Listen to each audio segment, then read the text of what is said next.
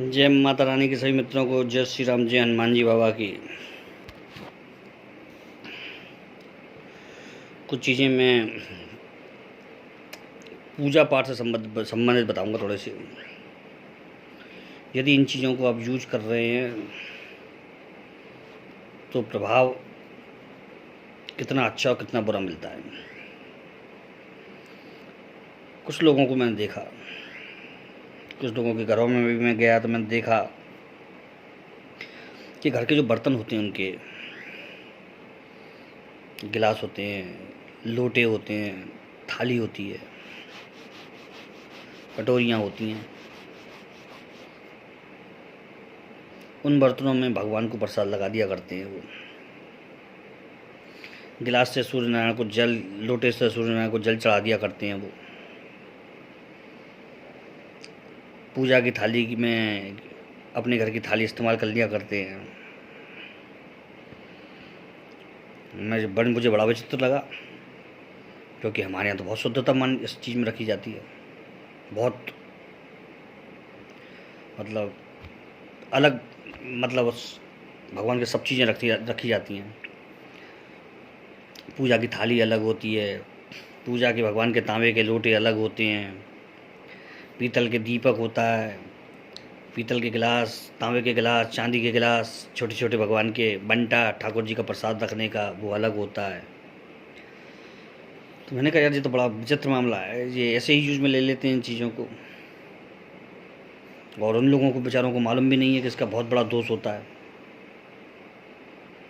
भगवान का सारा सामान अलग निकाल के रखा जाता है, ऐसे मिक्स नहीं किया जाता,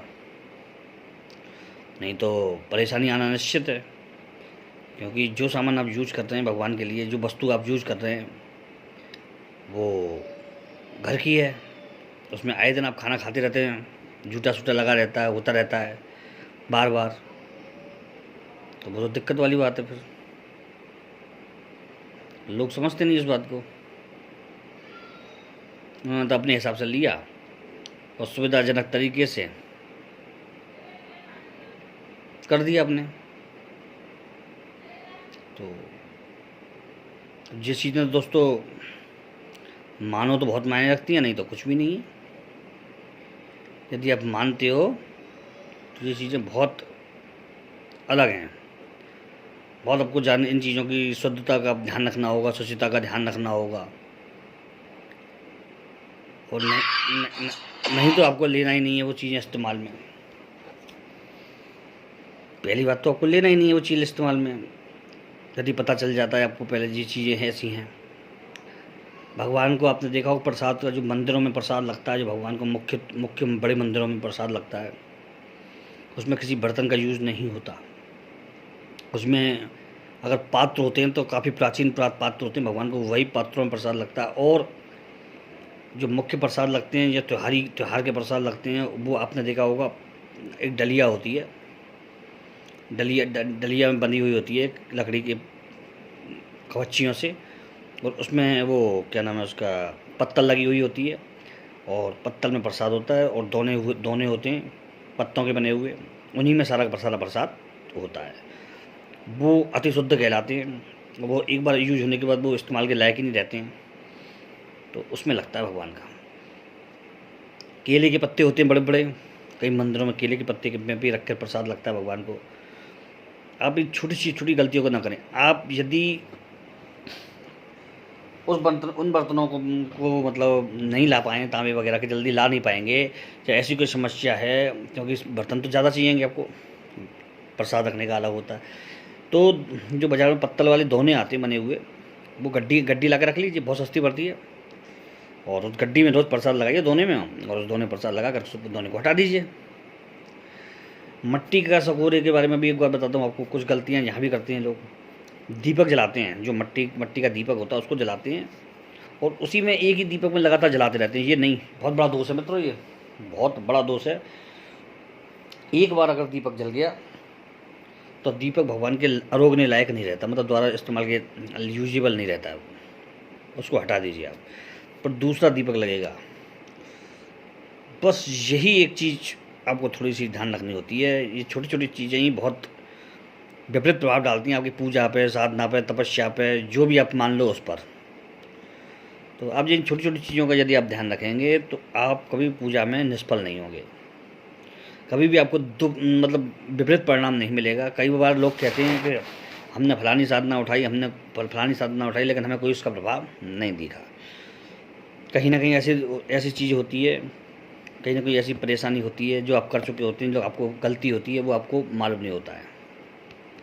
अब एक चीज़ और बताऊं मैं आपको, कभी कभी कोई कोई साधना या कोई कोई चीज़ बताता है आप व्यक्ति कि आप बिस्तर पर बैठ के कर लीजिए उस मंत्र को सोते समय, तो याद रखिएगा वो तभी बताता है व्यक्ति जब आप बिस्तर पे जब बैठ के करते हैं तो वो बिस्तर आपका शुद्ध होना चाहिए। शुद्ध कैसे? उसमें साफ़ सुथरे गद्दे वगैरह होने चाहिए और कम चदरे बदरे बिल्कुल बदले हुए साफ़ सुथरे एकदम शुद्ध होने चाहिए। उस पर फिर पानी का आप छींटा मारेंगे, ओम अपवित्र सर्वास्ताम कतो पिवाय स्मृत पुंडरीकाक्षं भाम्य मंत्र सूची मंत्र बोल करके।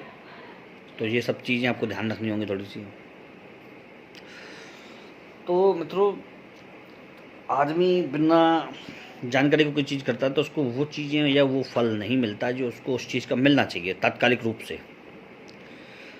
भाव अपनी जगह सही है, सब कुछ सही है, क्रिया आपकी सही है, आप और सब चीज़ों में मन आपका अच्छा है, सामग्री आप बहुत अच्छी यूज कर रहे हो, लेकिन शुद्धता सुचिरता का ध्यान नहीं रख रहे हो तो सारी की सारी चीज़ विपरीत हो जाती है। बहुत छोटा सा मैंने आपको एक वो बता दिया है टॉपिक, इस बेस पर आप चल करके और इस चीज़ को कर सकते हैं आप। पर देखिए चमत्कार को नमस्कार है, ये छोटी छोटी चीज़ें बहुत बड़ा प्रभाव दे जाती हैं, बहुत छोटी छोटी चीज़ें। आप जानते हैं जब आप पूजा करते हैं तो आप यदि बहुत ज़्यादा देवताओं की पूजा करते हैं तो आपको पंचदेव की पूजा का ध्यान रखना चाहिए। मालूम है आपको पंचदेव क्या होते हैं? पहले आपको भगवान सूर्यनारायण का करना चाहिए जो साक्षात सामने हैं, फिर भगवान गणेश जी का करना चाहिए जो प्रथम पूज्य हैं। सूर्यदेव आगे क्यों आते हैं मालूम है आपको? इसमें ये नहीं कि प्रथम पूज्य हैं, बल्कि इसलिए आते हैं कि वो उनका साक्षात प्रभाव व्यक्ति के शरीर पर, जीवन पर पड़ रहा है, पहला प्रभाव उनका पड़ता है। तो गणेश जी हैं, माँ दुर्गा है, भगवान शिव हैं, भगवान विष्णु हैं, उसी क्रम में आप करते चले जाइए, कृष्ण भगवान हैं, राम जी हैं, सब हैं। तो ये पंचदेव का जो क्रम होता है ये बहुत आवश्यक जानकारी लेना होता है, क्योंकि आप यदि लंबी चौड़ी पूजा करते हैं तो फिर इन देवताओं का भी एक एक बार ध्यान धर लें, नाम ले लें। दुर्गा में सारी महाविद्याएँ आ जाती हैं, ठीक है ना।